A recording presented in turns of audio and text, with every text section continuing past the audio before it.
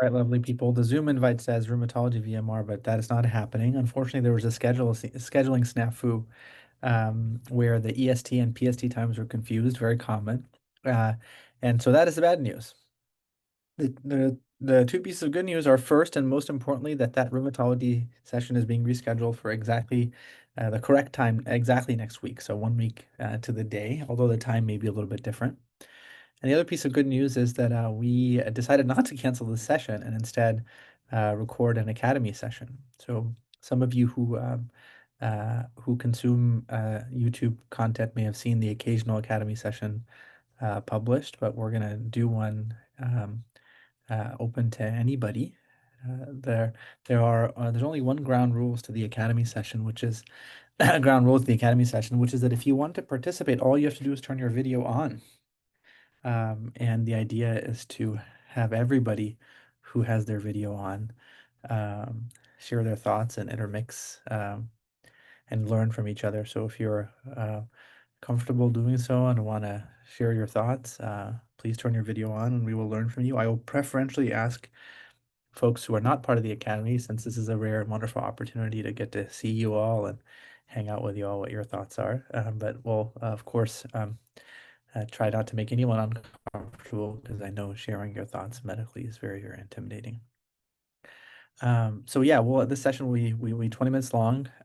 We'll have a breakout room for folks to mix their thoughts in together. And with that, I'll just go ahead and get started and tell you that this is a story that involves a patient of mine who's on the wards, and I'm on the wards with the team right now.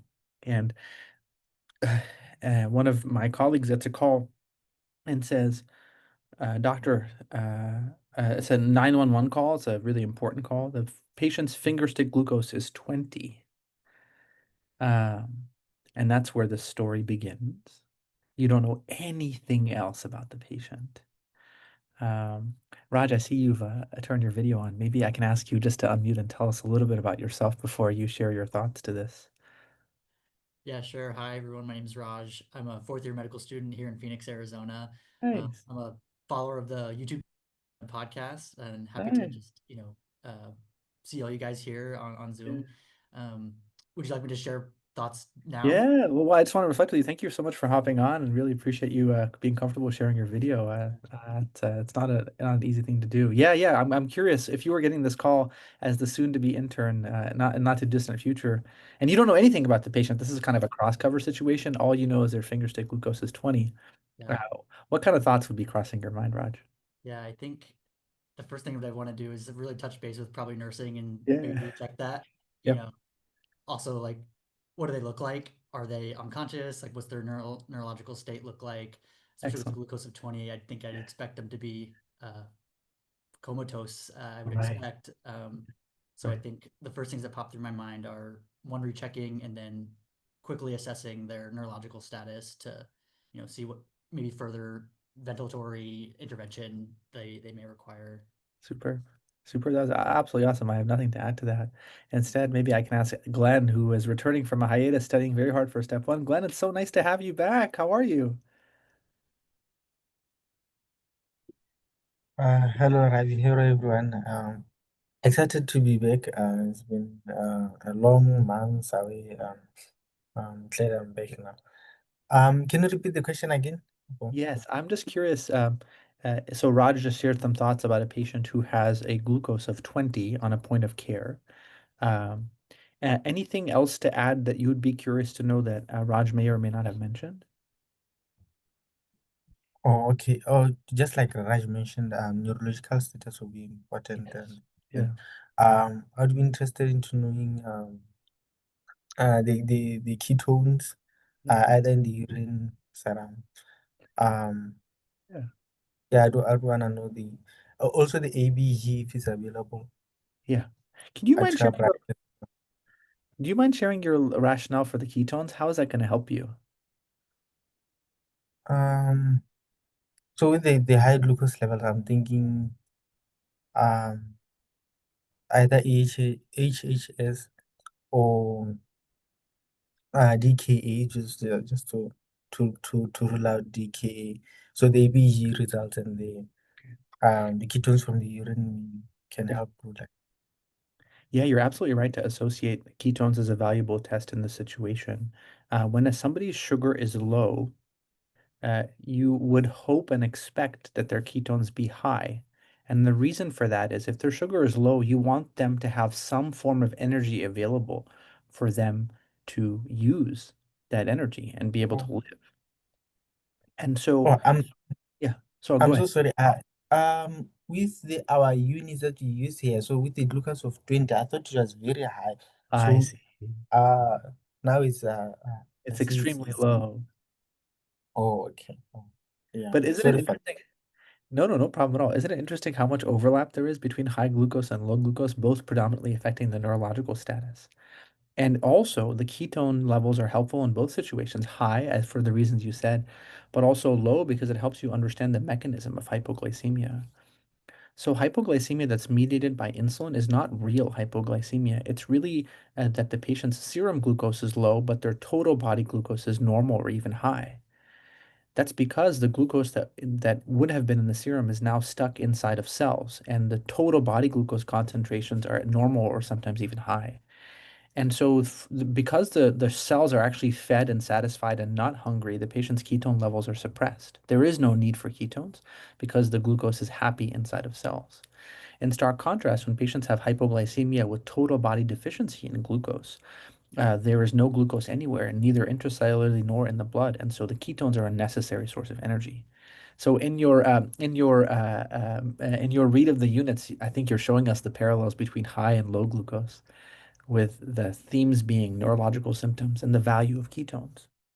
But all of this is actually redundant because the patient, counterintuitively, has absolutely no symptoms whatsoever. So, Meta, I see that you have your video on. Do you mind telling us a little bit about yourself? I'm sorry, I was having some dinner, a Oh, what are late you dinner. eating? Just some rice with lentils. Oh, nice. Uh, That sounds very healthy. It's a mirror of my yogurt. It's my breakfast now, so I'm sneaking in some yogurt before. ah, well, I'm in India and it's 10:30 p.m. Oh my gosh. Uh, yeah, it's a really late dinner, but Yeah. I'm sorry.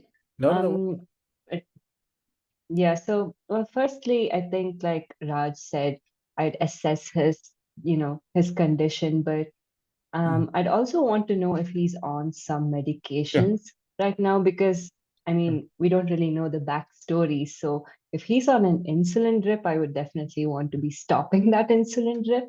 Yeah. Um, and also, I mean, with a glucose of 20, I think I'd also just, if this was me on wards, I'd want to get maybe a glucose drip on him, just some D5, maybe even get him to eat some candy or something like that, just so he doesn't crash right in front of my eyes. Yeah. But I think just maybe initially stabilizing him, getting to know more about his history, what medications he's on. That would Wonderful. be my first step. Sure. I think all three of your thoughts are very, very powerful. And now maybe I can ask Varun, who I also see has his video. And let me share with you one piece of information, Varun, maybe before we hear your thoughts, which is that the patient is completely asymptomatic, has no symptoms whatsoever. So maybe you can unmute and tell us a little bit about yourself, but also share with us how this crucial piece of data influences your calculus.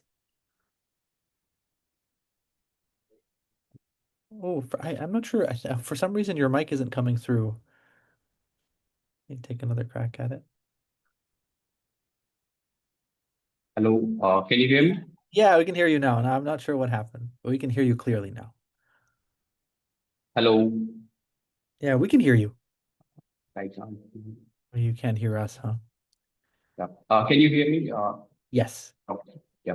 So, like, I'm Varun, and I'm currently working as a GP in Dubai. Oh, nice. So, like, yeah. I would actually agree with the doctor who has spoken just now regarding the stabilizing the patient and Mm, giving a glucose drip or like making he or she to eat a candy, or it's like if possible giving an IM glucagon. And like this thing like hypoglycemic and not having any symptoms, I just want to rule out if the patient has any history of diabetes. Yeah. So that would be one of the key feature like which I want to rule out. Excellent. Absolutely superb. So you had the same thoughts in terms of what things you want to know, but you're very curious about the significance of this finding in somebody who has no symptoms.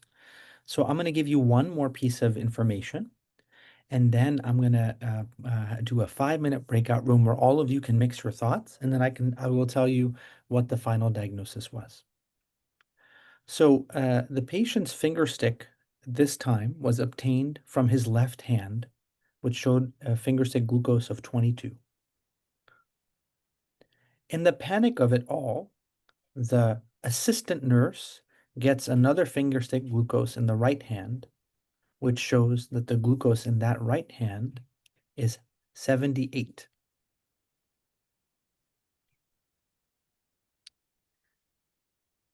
The intern rushes to the bedside, and a confirmatory physical exam finding explains the entirety of the situation. So we are going to do a 5-minute breakout room. And the data you have so far is left hand glucose 22, right hand glucose 76, patient asymptomatic, diagnostic test is a physical exam. Okay? And the other clue I will give you is the patient is right-handed.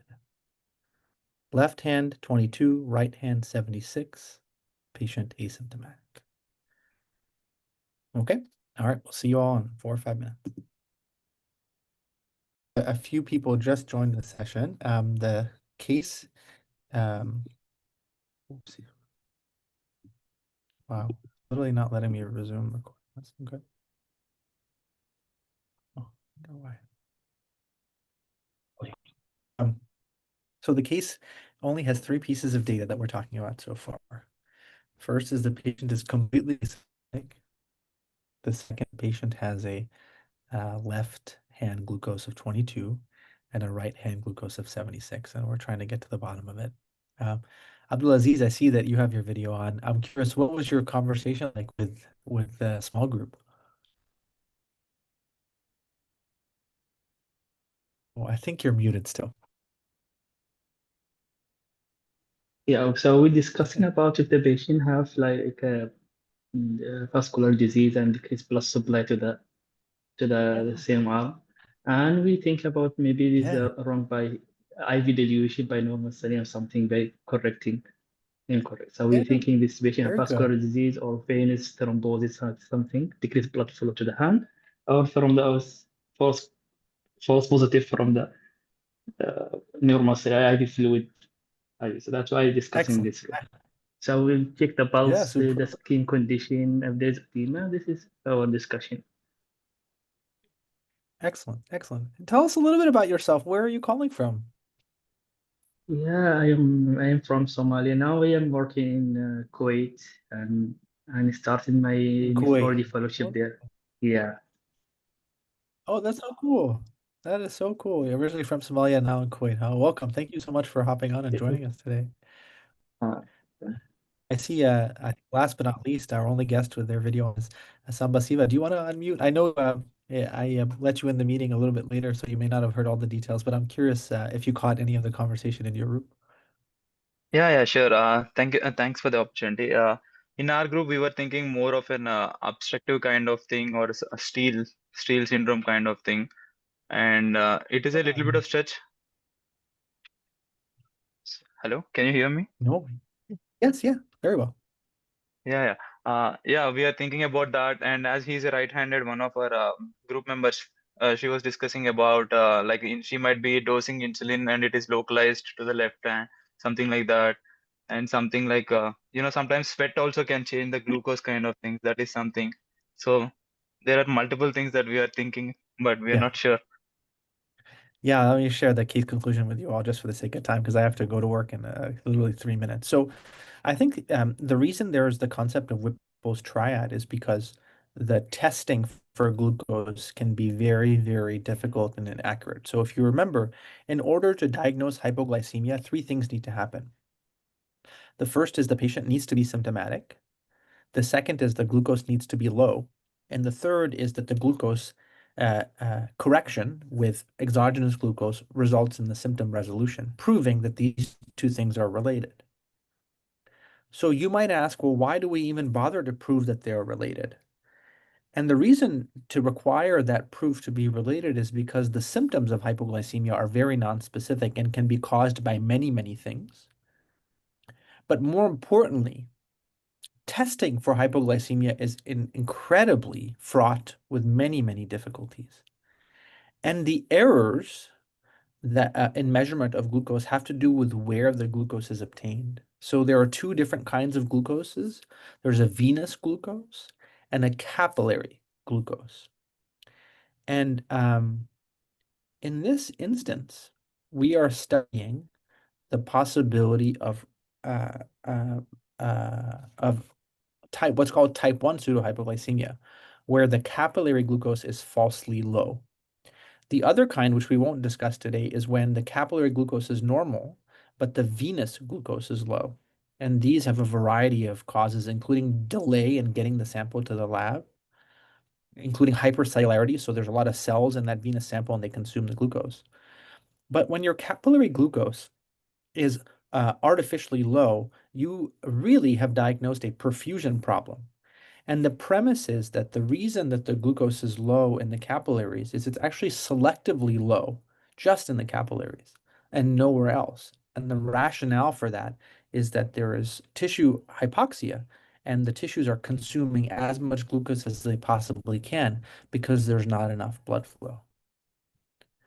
So in this situation, you already know that you're not dealing with true hypoglycemia because the patient's asymptomatic. And so there are many reasons for a patient to be asymptomatic with a low glucose. The first is the glucose is real, or the second is that they are used to these symptoms and they are chronic. And so as you begin to evaluate those possibilities, you ask yourself, how can I make progress on the possibility of pseudohypoglycemia? And the first thing is to realize the pitfalls of a capillary glucose and immediately simultaneously send a venous glucose. If, however, you're dealing with a capillary glucose issue and luckily get a glucose on the other side that's different, you now have proven that this is pseudohypoglycemia. This is not something you can readily rely upon because most of the time when there's a perfusion issue to one hand, it often affects the other hand, such as Raynaud's, peripheral arterial disease, so on and so forth. But here, you find yourself in a very rare, unique, and really cool situation, which is that you not only have proven that there's pseudohypoglycemia because there's a discordance between the two capillary glucose and they should be very similar to each other, but you've actually localized the issue to a local perfusion issue just affecting the left hand. And so why would somebody have a unilateral vascular disease? And the answer in most people is that the asymmetry is broken by something that AMK mentioned a while ago, a fistula. Where did this glucose happen? This glucose was incorrectly obtained during a dialysis session. And during a dialysis session, the patient's flow through the fistula, the accessing of the fistula and the flow of the fistula was correctly shunting away blood from that left hand. Why was that glucose obtained in dialysis? Well, the MD had ordered a point-of-care glucose for this patient actually a while ago because he is on appropriately dosed insulin, but it was delayed. And the nurse called and requested the dialysis folks to do it. And so a little bit of a panic was called for not so alarming reasons. But what can you take away from this? There's a reason the Whipple's triad exists. It's because measuring glucose is highly fraught and may not actually help you find the right problem. What kinds of errors result from glucose measurement have to do with where the glucose was measured? If it's a venous glucose from a regular blood draw, the main errors are delay in processing and in hypercellularity, such as leukemia, which consume the sugar. If you have hypoglycemia in the capillaries, and a common source of error is hypoperfusion of the capillaries from cold hands, ischemia, so on and so forth. There is no single cause of hypoglycemia that will simultaneously cause the venous and the capillary glucose to be low. So if both of them are low, the patient has true hypoglycemia. The reasons for them being incorrectly low are not overlapping. Here, delayed processing time and hypercellularity. Here, hypoperfusion. So a simultaneous capillary and venous glucose helps you escape from the potential trap of making a misjudgment. So if both of them are low, it's real. If only one of them is low, it's a fake out. Very rarely you'll get lucky and localize a local ischemic issue from a contralateral capillary glucose. And in this case, the local ischemic issue was dialysis related. Now, the range of complications from dialysis to an arm are actually many. There's benign related distal ischemia from just the active use of the fistula, but some patients can actually get what's called dialysis related steal syndrome, where they get ongoing ischemia to the limb. So the long story short is the age-old premise of no symptoms equals no problems lives on, and a patient who's asymptomatic is okay. And the reason the glucose was low in this patient's one hand was because he had a local hypoperfusion issue from dialysis fistula. So instead of getting $1 million workup and many interventions, drips, and all that, all he needed was not to do more, but rather to do less. Cool? All right, thanks for hanging out. I'm sorry for having to cancel the rheumatology VMR, but we'll definitely have I hope you have a fun session later in a couple hours with Dr. Stefan Zavin, and we'll see you all later. Bye.